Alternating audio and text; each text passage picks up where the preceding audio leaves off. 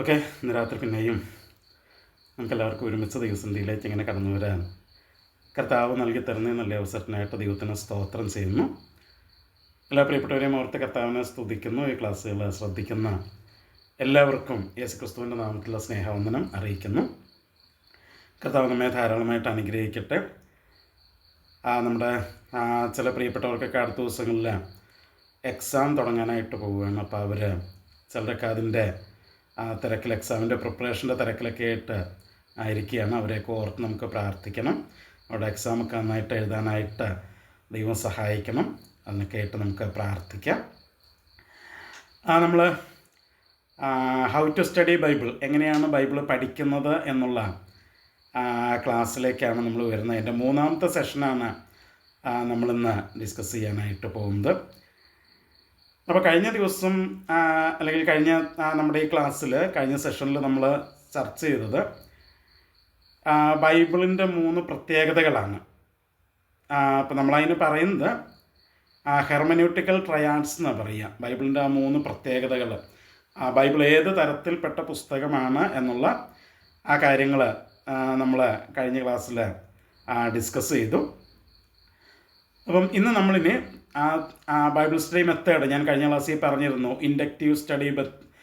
Inductive Bible study അല്ലെങ്കിൽ IBS എന്ന് പറയുന്ന ആ മെത്തേഡ് എങ്ങനെയാണ് എന്നുള്ളതാണ് നമ്മൾ ഇന്നോട്ട് ഡിസ്കസ് ചെയ്യാനായിട്ട് പോകുന്നത്.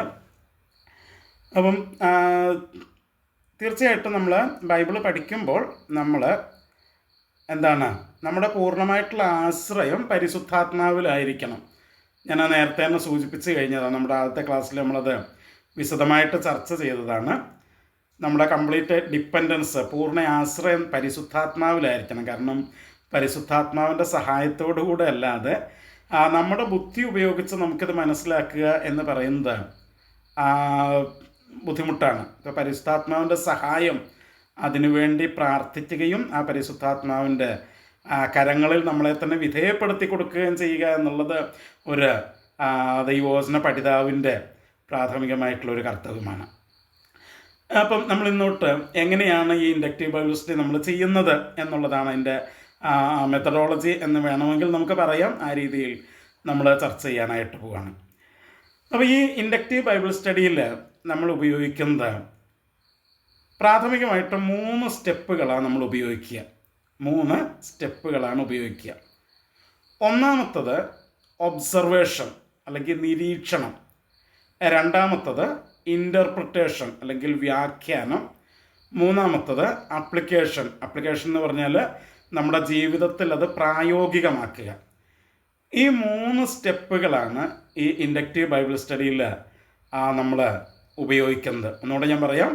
ഒബ്സർവേഷൻ അല്ലെങ്കിൽ നിരീക്ഷണം, രണ്ടാമത്തത് ഇൻ്റർപ്രിട്ടേഷൻ അല്ലെങ്കിൽ വ്യാഖ്യാനം, മൂന്നാമത്തത് അപ്ലിക്കേഷൻ അല്ലെങ്കിൽ നമ്മൾ വ്യാഖ്യാനിച്ച് മനസ്സിലാക്കിയ ആ ദൈവവചനത്തിൽ നിന്ന് നാം മനസ്സിലാക്കിയ ആ കാര്യം നമ്മുടെ ജീവിതത്തിൽ പ്രാവർത്തികമാക്കുക. ഈ 3 സ്റ്റെപ്പുകളാണ്, ഈ 3 പടികളാണ് നമ്മൾ ഇൻഡക്റ്റീവ് ബൈബിൾ സ്റ്റഡിയിൽ ഉപയോഗിക്കുന്നത്. അപ്പോൾ അതിനകത്ത് ആദ്യത്തെ നമ്മൾ പറഞ്ഞു ഒബ്സർവേഷനാണ് അല്ലെങ്കിൽ നിരീക്ഷണമാണ്. അപ്പോൾ നിരീക്ഷണം എന്ന് പറയുമ്പോൾ അല്ലെങ്കിൽ ഒബ്സർവേഷൻ എന്ന് പറയുമ്പോൾ നമ്മൾ ഉദ്ദേശിക്കുന്നത് എന്താണെന്ന് വെച്ചാൽ we will be trying to find out what does the Bible say. അപ്പം ബൈബിൾ എന്താണ് പറയുന്നത് എന്നുള്ളത് മനസ്സിലാക്കാനാണ് നമ്മൾ ശ്രമിക്കുക. അപ്പം നമ്മളൊരു ടെക്സ്റ്റ് എടുക്കുന്നു, നമ്മളൊരു പാസേജ് എടുക്കുന്നു. ആ പാസേജ് എന്താണ് ആ പാസേജ് പറയുന്നത്, അല്ലെങ്കിൽ ആ പാസേജിലെ കണ്ടന്റ് എന്താണ്, അത് കൃത്യമായിട്ട് മനസ്സിലാക്കാനായിട്ടാണ് നമ്മൾ ഒബ്സർവേഷൻ എന്നുള്ള ആ ഫസ്റ്റ് ടൈമിൽ നമ്മൾ സമയമെടുക്കുക. രണ്ടാമതാണ് ഒബ്സർവേഷന് ശേഷമാണ് നമ്മൾ ഇൻ്റർപ്രിട്ടേഷൻ അല്ലെങ്കിൽ വ്യാഖ്യാനം എന്നുള്ള ഭാഗത്തേക്ക് കിടക്കുന്നത്. അപ്പോൾ ഇൻ്റർപ്രിട്ടേഷൻ എന്താണെന്ന് ചോദിച്ചാൽ നമ്മൾ പറയുന്നത് വാട്ട് ഡസ് ദ ബൈബിൾ മീൻ. നമ്മൾ എടുത്തിരിക്കുന്ന ആ ടെക്സ്റ്റ്, ആ പാസേജ്, അത് എന്താണ് അർത്ഥമാക്കുന്നത്, അതിൻ്റെ മീനിങ് എന്താണ്. അപ്പോൾ ആദ്യത്തത് അതിൽ ബൈബിൾ എന്താണ് പറയുന്നത്, ദ കണ്ടന്റ്, അതിനകത്ത് എന്തൊക്കെ ഉണ്ട് എന്നുള്ളതാണ് നമ്മൾ ഒബ്സർവേഷനിൽ മനസ്സിലാക്കുന്നത്. ഇൻ്റർപ്രിട്ടേഷനിലേക്ക് വരുമ്പോൾ എന്താണ് ആ ടെക്സ്റ്റിൻ്റെ ശരിയായിട്ടുള്ള അർത്ഥം, what is the meaning of the text, അതാണ് നമ്മൾ ഇൻ്റർപ്രിട്ടേഷനകത്ത് ചെയ്യുന്നത്. മൂന്നാമത്തത് അപ്ലിക്കേഷൻ, നമ്മുടെ ജീവിതത്തിൽ അത് പ്രായോഗികമാക്കുക. How do the Bible apply to my life today. അപ്പം നമ്മൾ കഴിഞ്ഞ ക്ലാസ്സിൽ പറഞ്ഞു, ബൈബിൾ എന്ന് പറയുന്നത് ഏകദേശം 2000-ഓളം വർഷങ്ങൾക്ക് മുമ്പ് എഴുതിയ ഒരു പുസ്തകമാണ്. സോ അന്നത്തെ കോണ്ടക്സ്റ്റ് അല്ല ഇന്നത്തെ കോണ്ടക്സ്റ്റ്, അന്നത്തെ കൾച്ചർ അല്ല ഇന്നത്തെ കൾച്ചർ, അന്നത്തെ ജീവിതശൈലി അല്ല ഇന്നത്തെ ജീവിതശൈലി.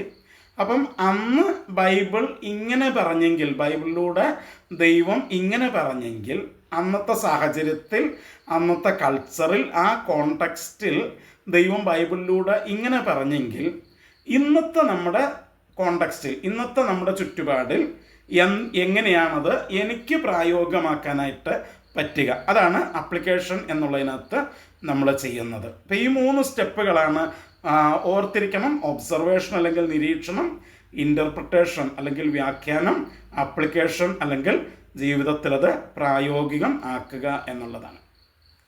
അപ്പം എന്താണ്, ഇപ്പം ഈ 3 സ്റ്റെപ്പുകളിലാണ് ഇൻഡക്റ്റീവ് ബൈബിൾ സ്റ്റഡിയിൽ പ്രാഥമികമായിട്ട് നമ്മൾ ചെയ്യുന്നത്. ഓക്കെ. അപ്പം ഇവിടെ ഒരു കാര്യം നമ്മൾ ശ്രദ്ധിക്കേണ്ടത് എന്താ വെച്ച് കഴിഞ്ഞാൽ, പല ആളുകൾ എന്താ ചെയ്യുന്നതെന്ന് വെച്ചാൽ, ബൈബിളിൻ്റെ ഒരു പാസേജ് വായിച്ചിട്ട് ഡയറക്റ്റ് അവർ ഇൻ്റർപ്രിട്ടേഷനിലേക്ക് അങ്ങോട്ട് എടുത്ത് ചാടും. അവിടെ നമുക്ക് തെറ്റ് സംഭവിക്കാം. കാരണം ആ ടെക്സ്റ്റ് നമ്മളെടുത്തിരിക്കുന്ന ആ ഭാഗം, പാസേജ് എന്താണ് അതിൻ്റെ കണ്ടൻറ്റ്, അതിനകത്ത് എന്തൊക്കെ ഉണ്ട് എന്ന് കൃത്യമായിട്ട് മനസ്സിലാക്കാതെ നമ്മൾ എന്തെങ്കിലും ഇൻ്റർപ്രിട്ടേഷനിലേക്ക് എടുത്ത് ചാടിക്കഴിഞ്ഞാൽ അത് തെറ്റായിട്ടുള്ള വ്യാഖ്യാനങ്ങളിലേക്ക് നമ്മളെ കൊണ്ടുവന്നെത്തിക്കും. ഇപ്പം ഞാൻ എപ്പോഴും പറയാറുള്ള ഒരു ഉദാഹരണമുണ്ട്. ഞാനിപ്പോൾ ഇരിക്കുന്നത് ഒരു റൂമിനകത്തായിരിക്കുന്നത്.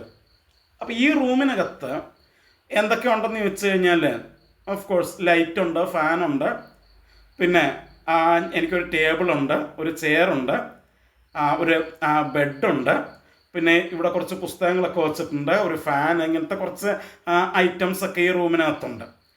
അപ്പോൾ ഇതെല്ലാം കണ്ടു കഴിയുമ്പോൾ ഇതൊക്കെ ഉള്ള ഒരു റൂമിലാണ് ഇപ്പം ഞാൻ ഇരിക്കുന്നത്. എന്നാൽ നമ്മളിപ്പോൾ വേറൊരു റൂം കാണുകയെന്ന് വെച്ചോ, വേറൊരു റൂം. ആ റൂമിൽ നിങ്ങൾ പോയി കഴിഞ്ഞപ്പോൾ, ഇപ്പം ഞാനിരിക്കുന്ന എൻ്റെ റൂമിലും ബെഡുണ്ട്, ആ റൂമിലും ബെഡുണ്ട്. പക്ഷെ ആ റൂമിൽ നിങ്ങൾ പോയി കഴിഞ്ഞപ്പം വേറെ കുറച്ച് സാധനങ്ങൾ കണ്ടു.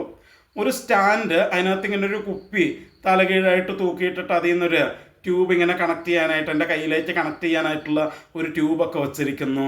അപ്പുറത്ത് ഒരു മോണിറ്റർ, ഇങ്ങനെ എൻ്റെ ഹാർട്ട് ബീറ്റും എൻ്റെ പൾസും ഒക്കെ അറിയാനായിട്ടുള്ള ഒരു മോണിറ്റർ ഇങ്ങനെ അവിടെ വച്ചിരിക്കുന്നു. പിന്നെ ഓക്സിജൻ സിലിണ്ടർ വെച്ചിട്ടുണ്ട്. അപ്പുറത്ത് കുറച്ച് ഒരു ട്രേ ചേർത്ത് കുറേ മരുന്നുകളും സാധനങ്ങളൊക്കെ ഇരിക്കുന്നു. ഇങ്ങനെയൊക്കെ നിങ്ങൾ കാണുന്നു. അപ്പം ഇത് രണ്ടും റൂമാണ്. പക്ഷേ ഈ അതിനകത്തുള്ള കണ്ടൻറ്റ് നിങ്ങൾ കണ്ടു കഴിയുമ്പോൾ നിങ്ങൾക്ക് മനസ്സിലാകും, ഞാൻ ആദ്യം പറഞ്ഞ റൂം എൻ്റെ പേഴ്സണൽ റൂമാണത്. അത് നിങ്ങൾക്ക് മനസ്സിലായി. രണ്ടാമത് പറഞ്ഞത് എൻ്റെ പേഴ്സണൽ റൂമല്ല, അത് ഒരു ഹോസ്പിറ്റൽ റൂമാണ് എന്ന് നിങ്ങൾക്ക് മനസ്സിലായി. എങ്ങനെ മനസ്സിലായതെന്ന് ചോദിച്ചാൽ, നമ്മളതിനകത്തെ ആ കണ്ടൻറ്റ് എന്തൊക്കെയാണ് അതിനകത്തുള്ളതെന്ന് കൃത്യമായിട്ട് നമ്മൾ മനസ്സിലാക്കി, അത് അറിഞ്ഞു കഴിഞ്ഞപ്പോഴാണ് നമുക്ക് ആ റൂം എന്ത് റൂമാണ് എന്ന് കൃത്യമായിട്ട് ഇൻ്റർപ്രിറ്റ് ചെയ്യാനായിട്ട് കഴിഞ്ഞത്. എന്നാൽ ഇപ്പം നിങ്ങൾ ചിന്തിക്കുക, ഞാനിപ്പോൾ ഇരിക്കുന്ന എൻ്റെ ഈ പേഴ്സണൽ ബെഡ്റൂമിനകത്ത് എനിക്കൊരു ബെഡുണ്ട്. അപ്പം ഇവിടെ ബെഡുള്ളത് കൊണ്ട് ഞാനത് ബെഡ്റൂം എന്ന് പറഞ്ഞു. നിങ്ങൾ ഹോസ്പിറ്റലിൽ ചെന്ന് നോക്കിക്കഴിഞ്ഞപ്പോൾ അവിടുത്തെ റൂമിലും ബെഡുണ്ട്. അപ്പോൾ ഈ ബെഡ് മാത്രം നിങ്ങൾ കാണുമ്പോഴേക്ക് ചാടിക്കയറി അത് ബെഡ്റൂം ആണെന്ന് പറഞ്ഞു കഴിഞ്ഞിട്ടുണ്ടെങ്കിൽ നിങ്ങളുടെ ഇൻ്റർപ്രിട്ടേഷൻ തെറ്റിപ്പോകും. ഞാൻ പറഞ്ഞാൽ മനസ്സിലാവുന്നുണ്ടോ? അപ്പം കാരണം എന്താ, എന്തുകൊണ്ട് ഇൻ്റർപ്രിട്ടേഷൻ തെറ്റി? കാരണം നമ്മൾ കറക്റ്റായിട്ട് ഒബ്സർവേഷൻ ചെയ്തില്ല. അവിടെ ബെഡ് മാത്രമല്ല ഉള്ളത്, വേറെ പല സാധനങ്ങളും ഉണ്ട്. അപ്പം അത് നമ്മൾ എന്ത് ചെയ്തില്ല, ഒബ്സർവ് ചെയ്തില്ല. അതാണ് പ്രശ്നമായത്. അപ്പം ബൈബിള് പഠിക്കുമ്പോഴും ഒബ്സർവേഷൻ എന്ന് പറയുന്നത് വളരെ പ്രധാനപ്പെട്ട ഒരു സ്റ്റെപ്പാണ്. കാരണം നമ്മുടെ ഒബ്സർവേഷനകത്ത്, നിരീക്ഷണത്തിനകത്ത് നമ്മൾ മനസ്സിലാക്കേണ്ട എല്ലാ കാര്യങ്ങളും കൃത്യമായിട്ട് മനസ്സിലാക്കിയില്ലെങ്കിൽ ഇൻ്റർപ്രിട്ടേഷനിലേക്ക് നമ്മൾ പോകുമ്പോൾ നമ്മൾ റോങ് ആയിട്ടുള്ള വഴിയിലേക്കായിരിക്കും, തെറ്റായിട്ടുള്ള വഴിയിലേക്കായിരിക്കും പോകുന്നത്. അതാണ് ഒബ്സർവേഷൻ അല്ലെങ്കിൽ നിരീക്ഷണത്തിൻ്റെ പ്രാധാന്യം എന്ന് പറയുന്നത്. ഓക്കെ. ഇനി മാത്രമല്ല, അപ്ലിക്കേഷനിലേക്ക് വരുമ്പോഴും പ്രശ്നം വരും.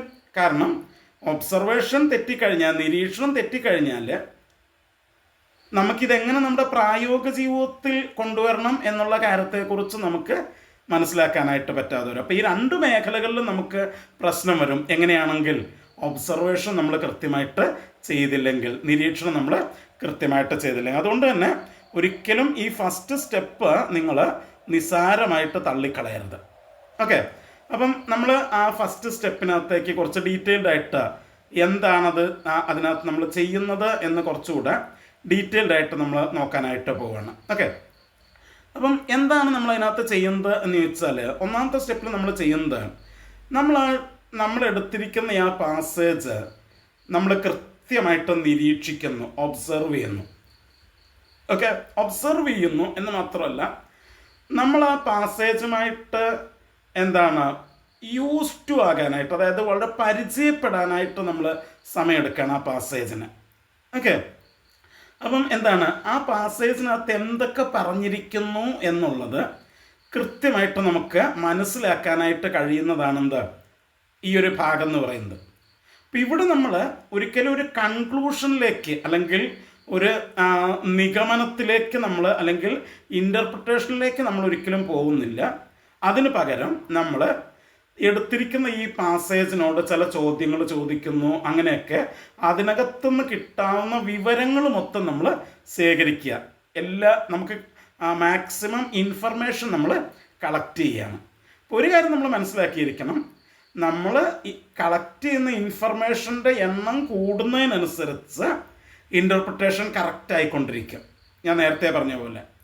അപ്പോൾ നമുക്ക് അതിനകത്തുനിന്ന് കിട്ടുന്ന വിവരങ്ങൾ, എത്ര അധികം വിവരം ശേഖരിക്കാനായിട്ട് നമുക്ക് പറ്റുന്നോ അത്രയധികം നമ്മുടെ വ്യാഖ്യാനം എന്തായിരിക്കും, കൃത്യമായിരിക്കും. അതാണ് നമ്മൾ അറിഞ്ഞിരിക്കേണ്ടത്. ഞാൻ നേരത്തെ പറഞ്ഞ എക്സാമ്പിൾ പറഞ്ഞ പോലെ തന്നെ. ഓക്കെ, അപ്പോൾ അതാണ് ഒബ്സർവേഷൻ എന്നുള്ളതുകൊണ്ട് നമ്മൾ ഉദ്ദേശിക്കുന്നത്. അപ്പോൾ ഈ ഒബ്സർവേഷനകത്ത് നമ്മൾ പ്രധാനമായിട്ടും 5 സ്റ്റെപ്പുകളാണ് നമ്മൾ പറയുക ഒബ്സർവേഷനകത്ത്. ഒന്നാമത്തത് നമ്മൾ പറയുന്നത് കമ്പയർ ദ ട്രാൻസ്ലേഷൻസ്, വിവിധ തർജ്ജമകൾ നമ്മൾ താരതമ്യം ചെയ്യുന്നു.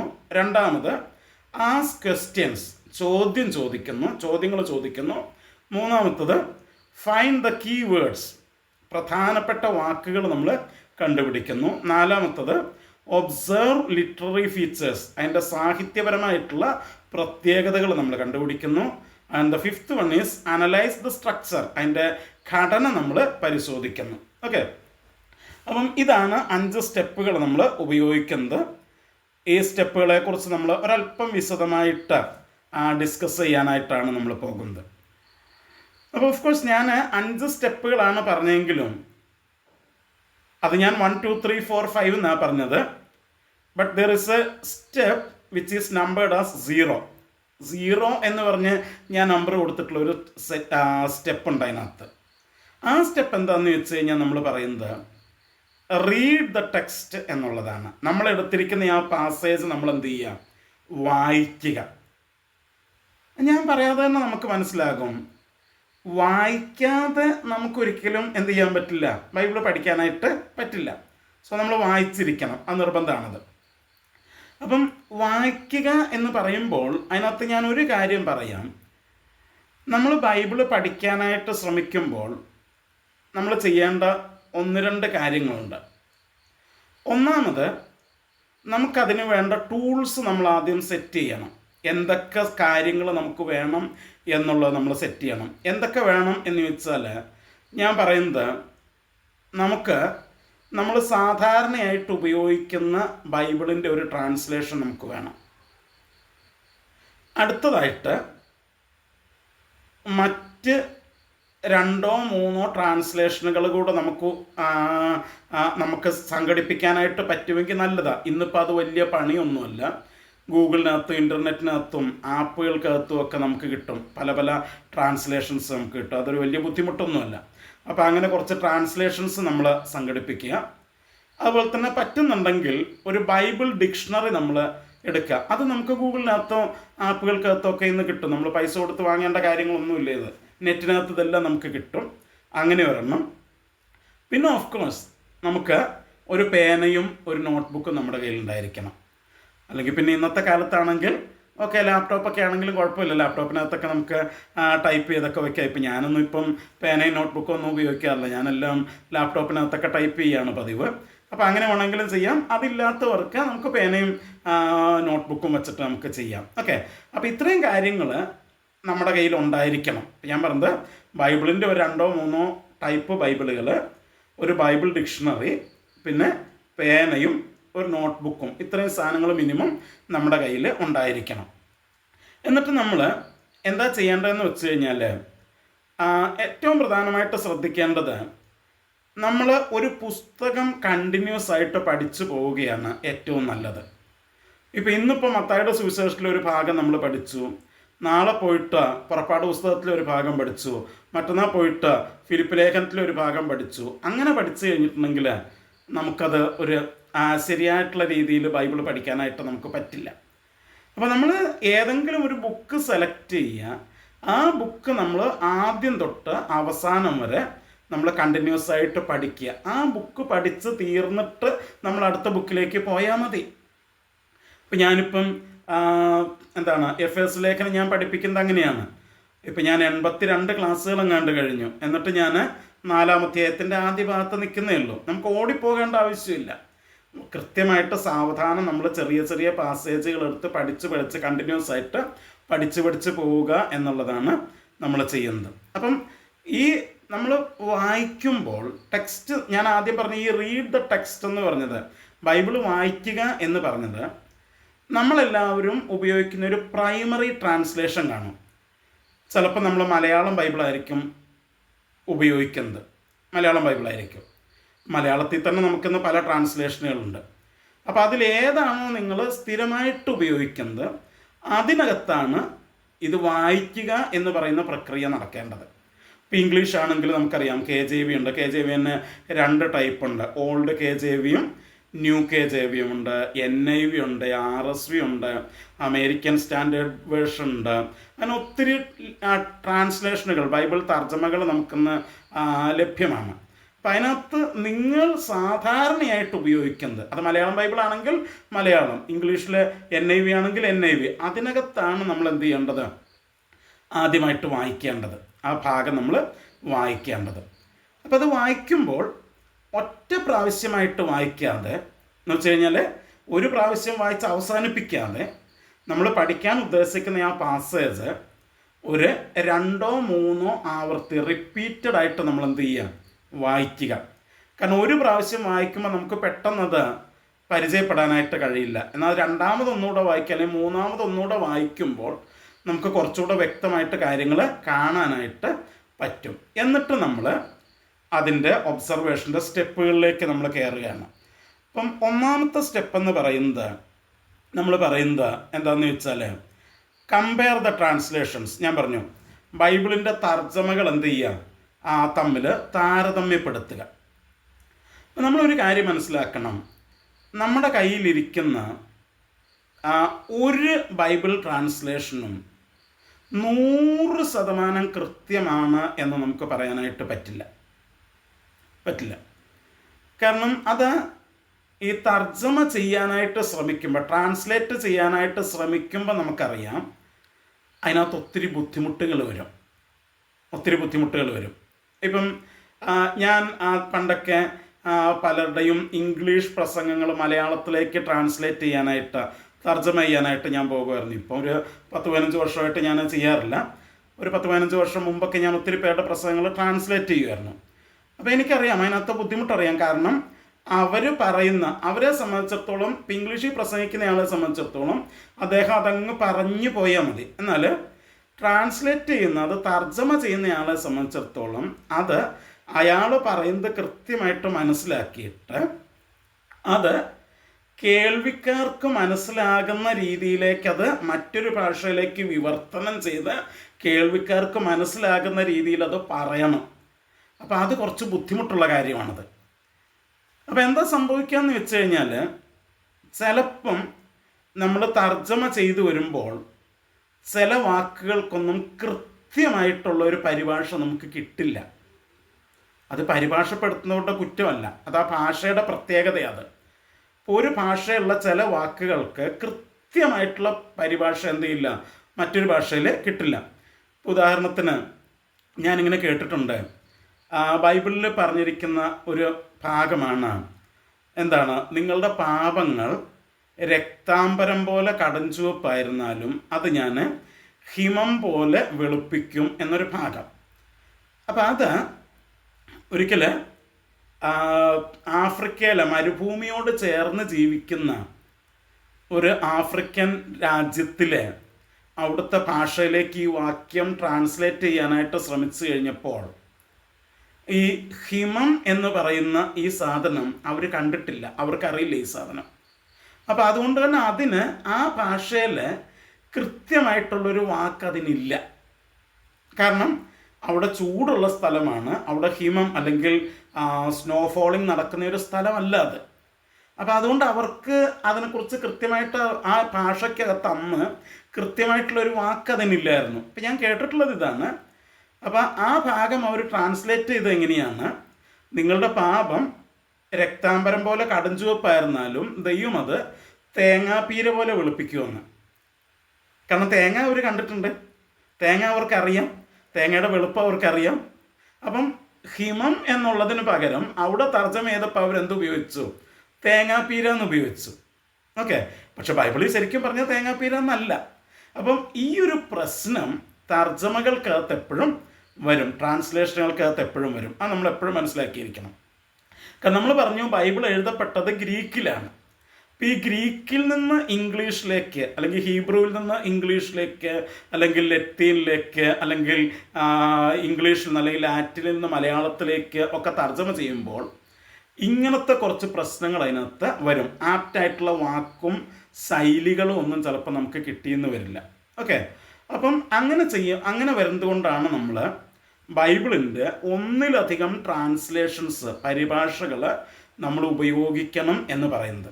അപ്പം ഒന്നിലധികം പരിഭാഷകൾ നമ്മൾ വായിച്ചു കഴിയുമ്പോൾ നമുക്ക് നമുക്ക് ആ ടെക്സ്റ്റ് നമ്മൾ എടുത്തിരിക്കുന്ന ആ ഭാഗം അതിൻ്റെ അർത്ഥം എന്താണെന്ന്, അല്ലെങ്കിൽ അവിടെ എന്താണ് കൃത്യമായിട്ട് പറഞ്ഞിരിക്കുന്നതെന്ന് കുറച്ചുകൂടെ വ്യക്തമായിട്ട് മനസ്സിലാക്കാനായിട്ട് നമുക്ക് പറ്റും. ഇപ്പം ഞാൻ മലയാളം ബൈബിൾ വായിക്കുമ്പോൾ തന്നെ അതിൻ്റെ കൂടെ ഞാൻ ഇംഗ്ലീഷ് ബൈബിൾ ഉപയോഗിക്കാറുണ്ട്. അപ്പോൾ മലയാളത്തിനേക്കാൾ കുറച്ചുകൂടെ ക്ലാരിറ്റി, വ്യക്തത നമുക്ക് ഇംഗ്ലീഷിൽ കിട്ടും. അപ്പം തന്നെ ഒരു ഗ്രീക്ക് ബൈബിള്, ഇപ്പോൾ എല്ലാവർക്കും ഗ്രീക്കൊന്നും അറിയണമെന്ന് നിർബന്ധമൊന്നുമില്ല, എനിക്കും ഗ്രീക്കൊന്നും അത്ര വലിയ കാര്യമായിട്ടൊന്നും അറിയത്തില്ല. എന്നാലും ഒരു ഗ്രീക്ക് ബൈബിൾ കൂടെ നമുക്കുണ്ടെങ്കിൽ കുറച്ചുകൂടെ വ്യക്തമായിട്ട് നമുക്കറിയാൻ പറ്റും. അതുകൊണ്ട് ഗ്രീക്ക് നമുക്കാർക്ക് അത്ര വലിയ അറിവൊന്നും ഇല്ലാത്തത് കൊണ്ട് ഇപ്പം മലയാളമാണെങ്കിൽ തന്നെ മലയാളത്തിൻ്റെ ഒരു 1-2 ഇപ്പം നമുക്കറിയാം. നമ്മുടെ ബൈബിൾ സൊസൈറ്റിയുടെ ബൈബിളുണ്ട്, POCയുടെ ബൈബിളുണ്ട്, കത്തോലിക്ക സഭയൊക്കെ ഉപയോഗിക്കുന്ന POCയുടെ ബൈബിളുണ്ട്. അതുപോലെ അങ്ങനത്തെ മലയാളത്തിലെ വേറെ വേറെ തർജ്ജമകളുണ്ട്. അങ്ങനത്തെ 2-3 തർജ്ജമകൾ നമ്മളെടുത്ത് വായിക്കുകയാണെങ്കിൽ ഒരെണ്ണം വായിക്കുന്നതിനേക്കാൾ നമുക്ക് കുറച്ചുകൂടെ വ്യക്തത ആ പാസേജിനെ കുറിച്ച് കിട്ടും. അതാണ് നമ്മൾ മനസ്സിലാക്കുന്നത്. അപ്പം ഒബ്സർവേഷൻ സ്റ്റാർട്ട് ചെയ്യുന്നത് നമ്മളിങ്ങനെ ഒന്നിലധികം തർജ്ജമകൾ, ട്രാൻസ്ലേഷൻസ് എടുത്ത് വായിച്ചിട്ട് എന്ത് ചെയ്യാണ്, അത് തമ്മിൽ കമ്പയർ ചെയ്യുന്നു. അപ്പോൾ കമ്പയർ ചെയ്യുമ്പോൾ ഒരു ട്രാൻസ്ലേഷൻ, ഈ 2 ട്രാൻസ്ലേഷനുകൾ തമ്മിലുള്ള കുറച്ച് വ്യത്യാസങ്ങൾ നമുക്ക് കാണാനായിട്ട് കഴിയും.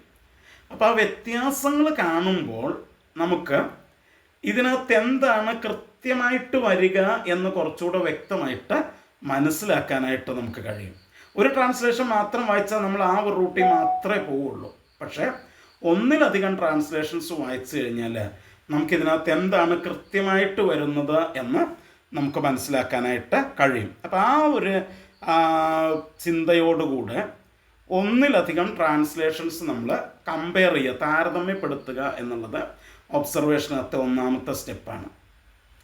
ഇനി 2ാമത്തെ സ്റ്റെപ്പ് എന്ന് പറയുന്നത് ആസ്ക് ക്വസ്റ്റ്യൻസ്.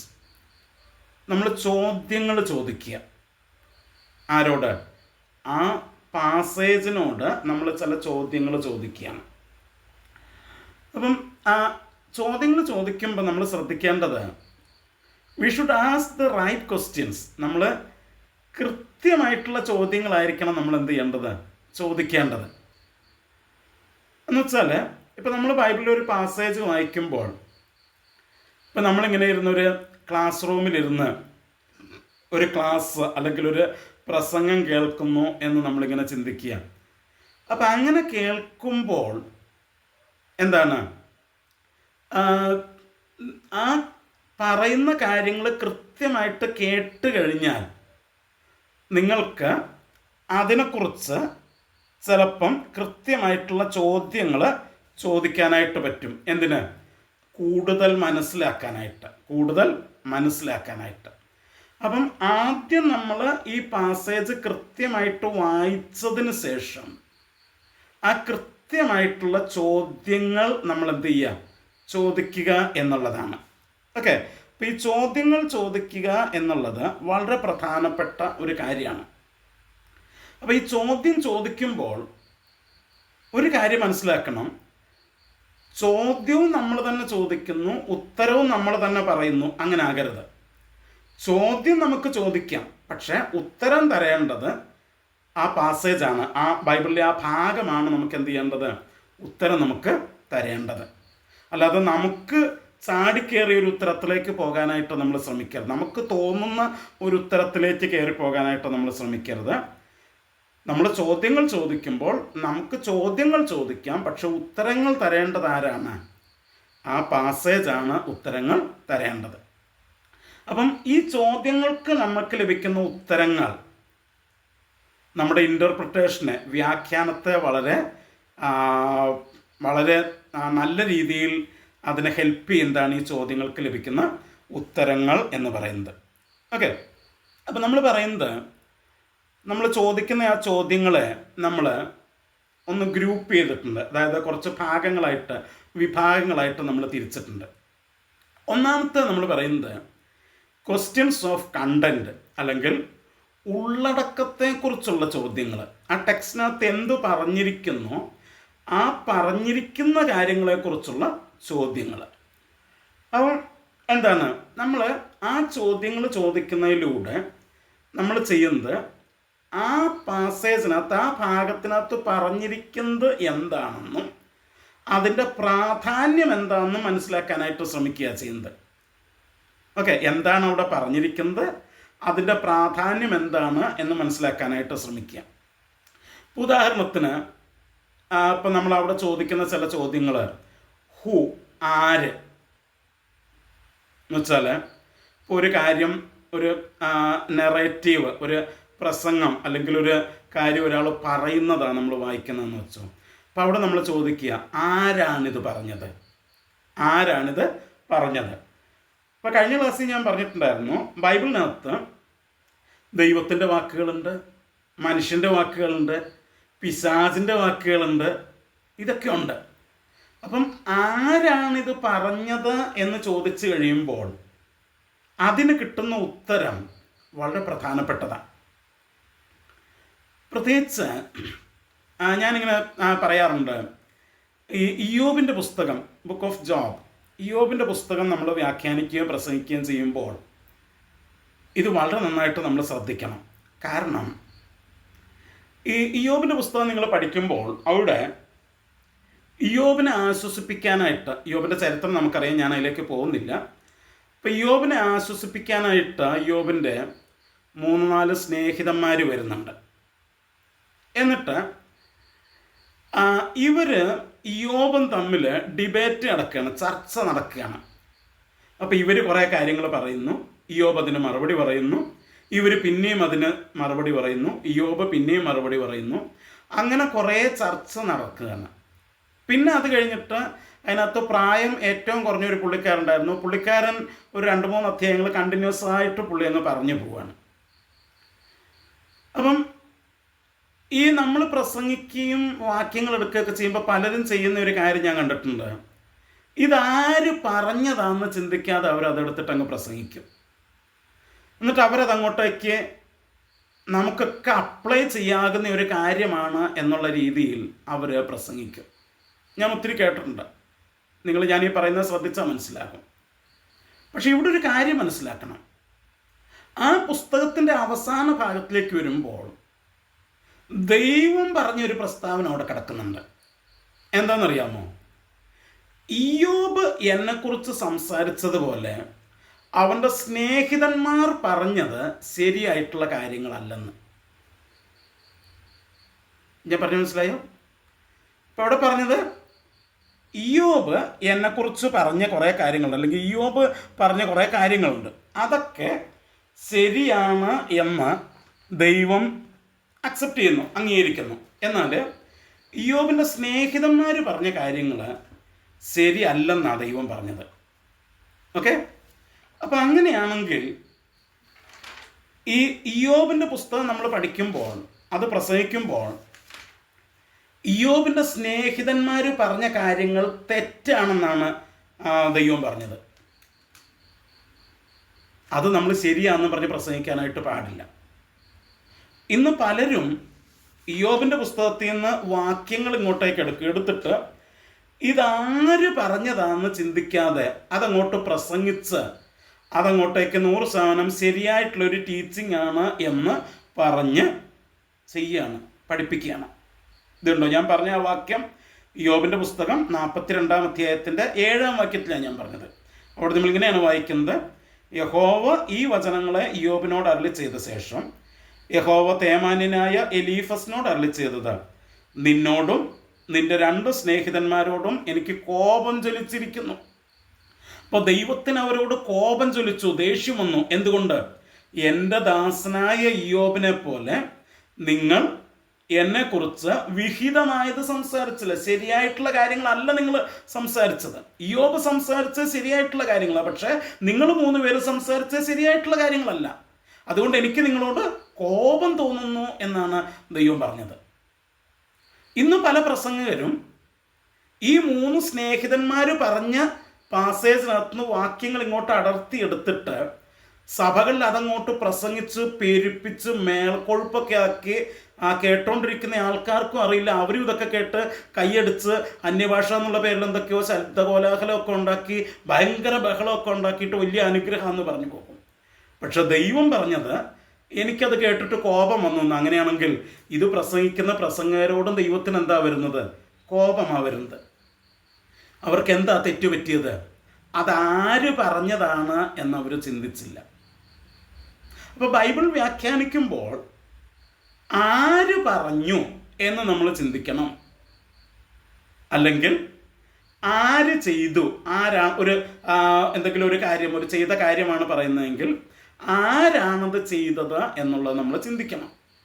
അപ്പോൾ അതാണ് ആര് എന്നുള്ള ചോദ്യത്തിൻ്റെ പ്രസക്തി. അതാണ് ആര് പറഞ്ഞു, ആര് ചെയ്തു എന്നുള്ളത് നമ്മൾ ശ്രദ്ധിക്കണം. ഇനി രണ്ടാമത്, ആരോട് പറഞ്ഞു അല്ലെങ്കിൽ ആരോട് ചെയ്തു, അതിൻ്റെ മറുപടി നമ്മൾ ആ ടെക്സ്റ്റിനകത്ത് നിന്ന് കണ്ടുപിടിക്കണം. ഇനി വാട്ട്, എന്താണ് പറഞ്ഞത് അല്ലെങ്കിൽ എന്താണ് ചെയ്തത്, അതിൻ്റെ മറുപടി നമ്മൾ കണ്ടുപിടിക്കണം. അടുത്തത് വേർ, എവിടെ വച്ചാണ് പറഞ്ഞത്, എവിടെ വച്ചാണ് ചെയ്തത്, എവിടെ വച്ചാണ് സംഭവം നടക്കുന്നത്, അതിൻ്റെ മറുപടി നമ്മൾ കണ്ടുപിടിക്കണം. പിന്നെ വെൻ, എപ്പോഴാണത് പറഞ്ഞത്, അല്ലെങ്കിൽ എപ്പോഴാണത് ചെയ്തത്, അല്ലെങ്കിൽ എപ്പോഴാണ് സംഭവം നടക്കുന്നത്. അപ്പം ഇതൊക്കെ ക്വസ്റ്റ്യൻസ് ഓഫ് കണ്ടൻ്റ് ആണ്. അതായത് ആ ഉള്ളടക്കത്തെക്കുറിച്ചുള്ള ഇൻഫർമേഷൻ നമുക്ക് തരുന്ന ക്വസ്റ്റ്യൻസ് ആണ്. അപ്പോൾ ആദ്യം നമ്മൾ ഇങ്ങനത്തെ ചോദ്യങ്ങൾ നമ്മൾ എന്ത് ചെയ്യണം? ചോദിക്കണം. കാരണം ഈ ചോദ്യങ്ങൾക്ക് നമുക്ക് കിട്ടുന്ന ഉത്തരങ്ങൾ നമ്മുടെ വ്യാഖ്യാനത്തിലേക്ക് നമ്മൾ പോകുമ്പോൾ അതിനകത്ത് വളരെ പ്രധാനപ്പെട്ട കാര്യമാണ് ഈ കാര്യങ്ങൾ എന്ന് പറയുന്നത്. ഞാൻ മുമ്പോട്ടേക്ക് പോട്ടെ.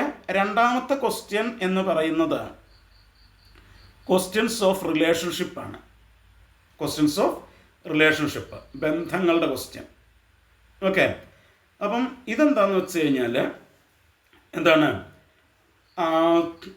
വാക്കുകൾ തമ്മിലുള്ള ബന്ധം. ഇപ്പോൾ ചിലപ്പോൾ 2 വാക്കുകൾ അതിനകത്തുണ്ടാകും. ആ വാക്കുകൾ തമ്മിൽ എന്താണ് ബന്ധമുള്ളത് എന്ന് ചിന്തിക്കണം. അതുപോലെ അതിനകത്തുള്ള കൺസെപ്റ്റുകൾ, അതിനകത്തുള്ള ആശയങ്ങൾ, പിന്നെ ലിറ്റററി യൂണിറ്റുകൾ, അതിനെ നമ്മൾ യൂണിറ്റുകളാക്കി തിരിക്കും. ഞാൻ താഴേക്ക് വരുമ്പോൾ പറയാം. അപ്പം താഴേക്ക് വരുമ്പോൾ നിങ്ങൾക്ക് ഞാൻ ഈ പറയുന്ന കാര്യങ്ങൾ കുറച്ചുകൂടെ വ്യക്തമാകും. ഓക്കെ, അപ്പം ഇങ്ങനത്തെ കാര്യങ്ങളെക്കുറിച്ചുള്ള ചോദ്യങ്ങൾ നമ്മൾ ചോദിക്കണം. മൂന്നാമത്തത് ക്വസ്റ്റ്യൻസ് ഓഫ് ഇൻറ്റൻഷനാണ്. അതായത് ഉദ്ദേശത്തെക്കുറിച്ചുള്ള ചോദ്യങ്ങൾ ചോദിക്കണം. എഴുത്തുകാരൻ അല്ലെങ്കിൽ ഇത് സംസാരിച്ചയാൾ, ഇത് ചെയ്തയാൾ എന്തുദ്ദേശത്തോടു കൂടെ ചെയ്തു? ഓക്കെ, എന്തിനു വേണ്ടി ചെയ്തു, എന്തുദ്ദേശത്തിനാണ് ചെയ്തത് നമ്മൾ മനസ്സിലാക്കണം. അപ്പോൾ കാരണം നമ്മൾ ചെയ്യുന്നതിൻ്റെ പുറകിലെ ഉദ്ദേശം മനസ്സിലായെങ്കിൽ നമുക്ക്, അല്ലെങ്കിൽ ആ പറയുന്നതിൻ്റെ പുറകിലെ ഉദ്ദേശം മനസ്സിലായെങ്കിൽ നമുക്ക് ആ കാര്യം, ആ പറഞ്ഞത് അല്ലെങ്കിൽ ആ പ്രവൃത്തി കൃത്യമായിട്ട് നമുക്ക് ഇൻ്റർപ്രറ്റ് ചെയ്യാനായിട്ട്, വ്യാഖ്യാനിക്കാനായിട്ട് പറ്റുള്ളൂ.